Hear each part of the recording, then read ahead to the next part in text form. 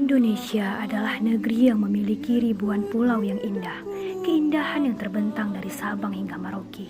Sawah hijau terbentang bagai permadani di kaki bukit, memiliki bahasa dan budaya yang sangat beragam. Di tanah air Indonesia tercinta, sedang terjadi kesedihan di bumi pertiwi. Datangnya tamu yang tidak diundang, membawa derita dan lara. Semua ini ulah virus corona. Assalamualaikum warahmatullahi wabarakatuh. Keadaan COVID-19 sangat mengkhawatirkan.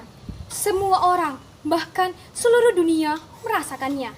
Buktinya saja, angka kematian, kemiskinan, dan pengangguran terus meningkat.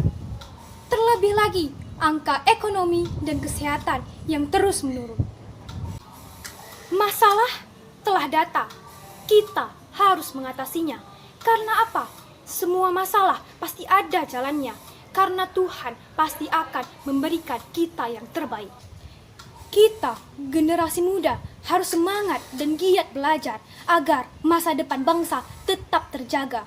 Sekarang bukan waktunya kita untuk bermalas-malasan, tetapi saatnya sekarang kita optimis dan mengatasi COVID-19 secara bersama. Jika saya terpilih sebagai legislator, hal yang akan saya lakukan untuk menangani COVID-19 adalah: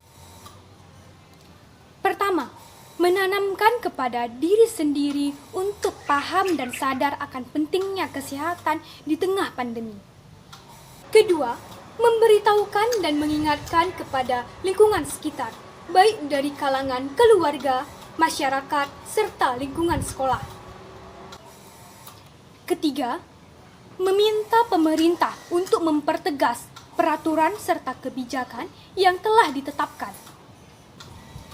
Keempat, memaksimalkan fungsi pengawasan DPR dengan mengawasi setiap kebijakan dan peraturan pemerintah dalam setiap kegiatan masyarakat selama pandemi. Kelima, menyediakan anggaran, terlebih membantu tenaga medis untuk menyediakan alat kesehatan, masker, alat tes swab, alat rapid test, dan APD, sehingga mengurangi angka kematian pada tenaga kesehatan. Saya, Gina Jobiwarma Caniago, Caleg Dapil 1, siap mengikuti Parlemen Remaja 2020.